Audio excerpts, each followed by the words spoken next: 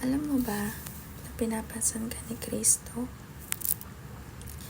Sa gitna ng mga pasanin, problema at kabiguan sa buhay, madalas nating nararamdaman na tayo ay nag-iisa.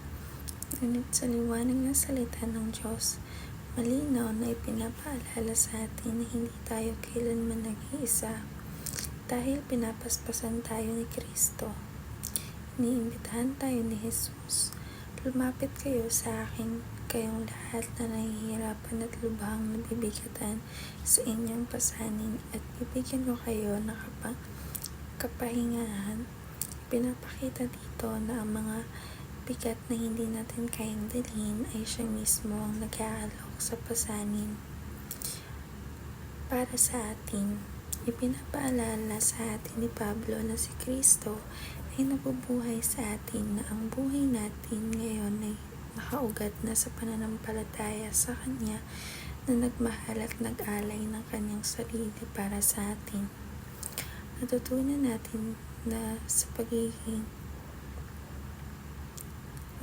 natin kay Kristo na wala ng kahatulan dahil ang Kanyang buhay at sakripisyo ang pumasan sa ating kasalanan.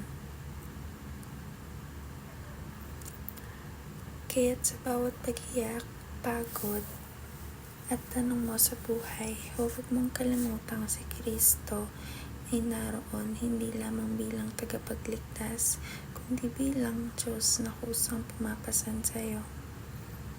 Hindi mo kailangan dalhin ang lahat mag-isa. Kay Kristo may kapahingahan, kay Kristo may bagong simula, kay Kristo may tunay na buhay.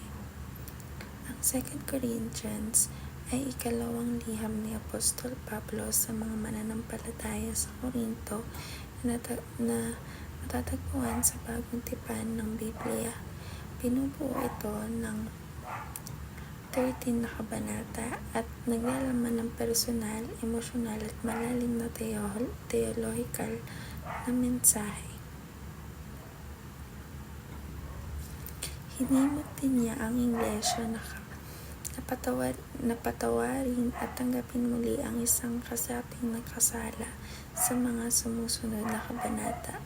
Tinalakay ni Pablo ang pagkakaiba ng 5 tipan sa bagong tipan, na anya ay mas maluwalhati dahil ito ay nagbibigay ng buhay at katwiran sa pamamagitan ng Espiritu. There's something deep within us that longs to be close to God, to feel His nearness, His love, and His peace. But if we're honest, there are times when we feel unworthy to approach Him. We know our flaws and failures and the things we try to hide from everyone else.